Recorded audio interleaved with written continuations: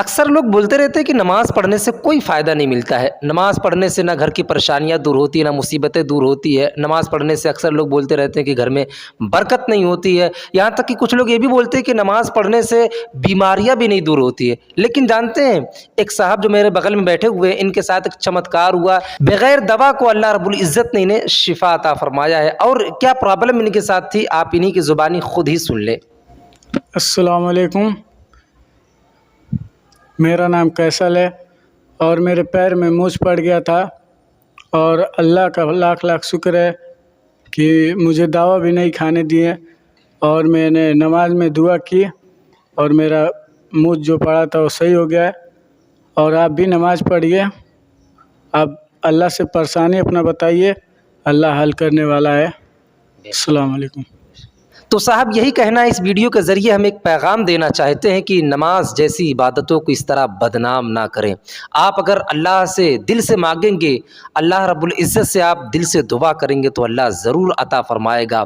بات جو دل سے نکلتی ہے وہ اثر رکھتی ہے، پر نہیں مگر طاقت پرواز مگر رکھتی ہے۔ تو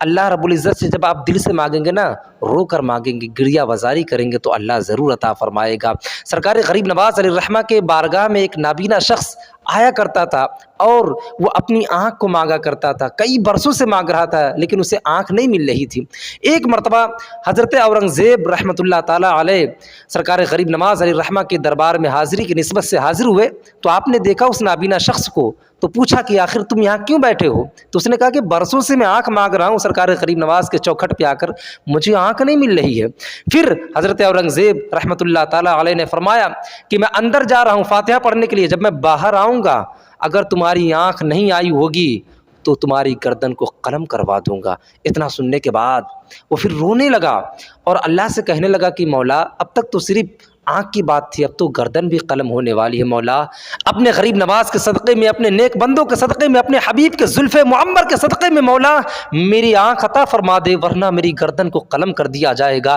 جب اس نابینا شخص نے رو رو کر اللہ سے دعا کیا ہے اور غریب نواز کے وسیلے سے جب دعا مانگا ہے تو اللہ رب العزت نے اسے آنکھ عطا فرما دیا۔ پھر حضرت اورنگزیب رحمۃ اللہ تعالیٰ علیہ جب فاتحہ پڑھ کر باہر نکلتے تو کیا دیکھتے ہیں کہ اس نابینا شخص کو آنکھ آ چکی ہے۔ آپ نے پھر اسے بلایا اور بلانے کے بعد کہا کہ تم جیسے لوگ اللہ کے ولیوں کے چوکھٹ کو، اللہ کے ولیوں کو بدنام کرتے ہو، تو برسوں سے آنکھ مانگ رہا تھا اور کہہ رہا تھا کہ مجھے اللہ آنکھ نہیں عطا فرما رہا، آج تو تجھے منٹوں میں اللہ نے آنکھ عطا فرما دیا۔ فرق یہ ہے کہ پہلے تو ڈھونگ رچتا تھا، آج تو نے جب اللہ سے دل سے مانگا ہے، رو رو کر مانگا ہے تو اللہ نے تجھے آنکھ عطا فرما دیا ہے۔ تو میرے نوجوان بھائیوں، میرے ساتھیوں، میرے عزیز دوستوں، اللہ سے اگر آپ دل سے مانگیں گے تو اللہ آپ کو عطا فرمائے گا، آپ کی تمام تر پریشانیوں کو دور فرمائے گا۔ جس طریقے سے اللہ رب العزت نے ان کے ساتھ رحم فرمایا ہے، کرم فرمایا ہے اور بغیر دوا کے اللہ رب العزت نے انہیں شفا عطا فرمایا ہے، اگر آپ بھی چاہتے ہیں کہ آپ دوا کے شکار نہ بنیں، اگر آپ چاہتے ہیں کہ آپ بغیر دوا کی زندگی گزاریں